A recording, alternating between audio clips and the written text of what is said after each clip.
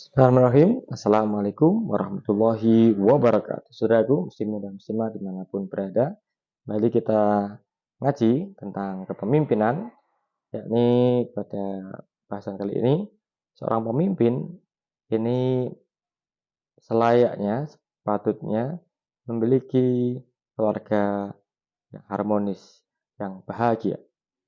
Semenjak pertama kalinya, maka perlu bagi kita sekalian belajar uh, untuk memantaskan diri dalam hal ini mencari pasangan hidup dan bagaimana merencanakan suatu keluarga yang harmonis, yang bahagia sejak awal.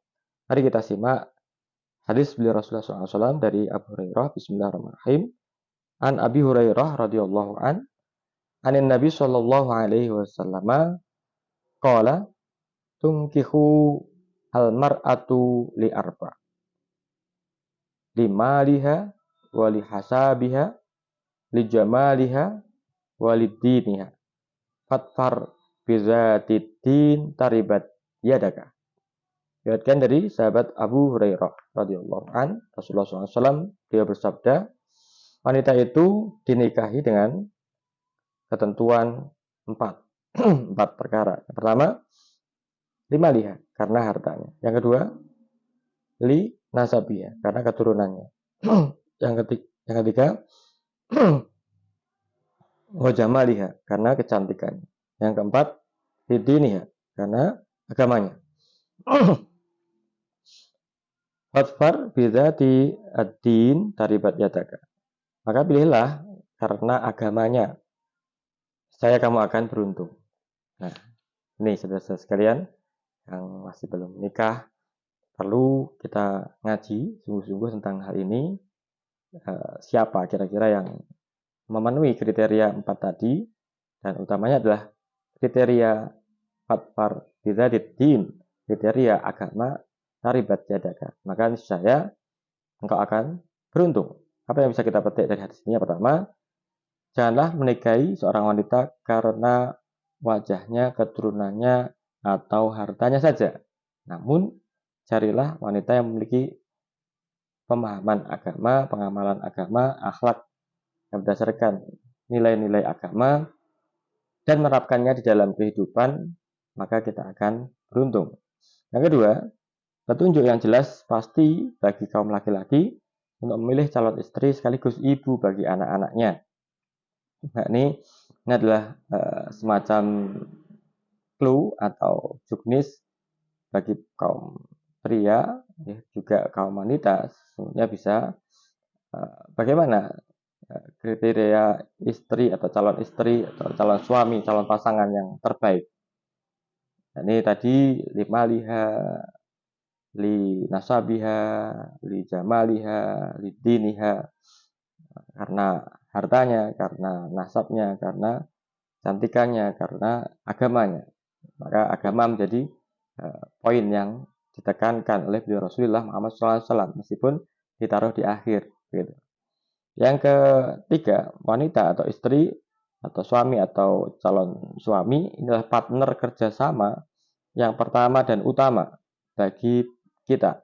Kalau kita laki-laki maka bagi suami, perempuan maka bagi istri, untuk memulai lembaran baru. Lembaran hidup sebagai ayah bagi suami, sebagai ibu bagi istri. Jika baik kondisi rumah tangga seorang suami, ya pemimpin, maka akan baik pula setiap awal harinya akan menjadikan dirinya siap bekerja dengan prestasi yang tinggi. Yang keempat, unsur fisik menjadi penilaian pertama. Unsur fisik atau materi ini secara awam, secara umum, pada umumnya kita manusia ini menilai seseorang itu gitu loh, rumahnya megah, orang kaya, mobilnya mewah, pejabat, punya uang banyak, dan seterusnya. Ini menjadi kriteria awam orang-orang awam umumnya kita untuk mencari pasangan hidup. Nah, namun unsur akhlak ini sebagai cerminan keberagamaan seseorang ini harus lebih diutamakan. Nah, inilah dahsyatnya sabda beliau Rasulullah SAW, meskipun ditaruh di akhir, lidiniha tadi, ini ternyata menjadi unsur penentu kalau kita ingin beruntung, kalau kita ingin bahagia. Pemimpin ini perlu ditekankan, adanya ada beberapa opsi, ada beberapa alternatif pilihan calon pasangan, maka kita diperintahkan untuk menunjuk, memilih bidzatiddin, siapa yang paling baik akhlaknya, taribat yadaka, maka kita akan aman, kita akan selamat, kita akan beruntung, dunia kita, akhirat kita pun akan bahagia dibuatnya. Nah, inilah perlu diutamakan jika ingin menjadi rumah tangga yang dibangun menjadi sakinah mawaddah warahmah. Ini perlu cinta lahir batin, maka perlu adalah bagaimana membentuk diri kita, memantaskan diri kita menjadi orang yang sholih, hingga mendapatkan orang pasangan hidup yang sholihah. Sebaliknya menjadi orang yang sholihah, mendapatkan pasangan hidup yang sholih. Karena akan ada hukum sebab akibat seperti itu. Yang kelima, dewasa ini mayoritas perkara gugat cerai yang dilakukan oleh pasangan suami istri dilakukan oleh pihak istri. Ya, hampir 53% kurang lebih dilakukan atau pihak yang menggugat adalah pihak istri. Sehingga langkah antisipatif dan solutif mengurangi tingginya angka perceraian adalah dengan melaksanakan anjuran Rasulullah SAW, yakni mencari pasangan hidup yang baik akhlaknya atau calon istri yang baik agamanya. Nah, berlaku muslimin dan berada. Semoga Allah Subhanahu wa taala berikan hidayah inayah kepada kita sekalian, keluarga kita sekalian, anak keturunan kita sekalian, muslimin semuanya untuk dapat memilih dengan baik, memilih atau dipilihkan wanita yang sholihah atau pasangan hidup yang sholih untuk keluarga yang berprestasi, bahagia bagi para calon-calon pemimpin dimanapun berada. Terima kasih.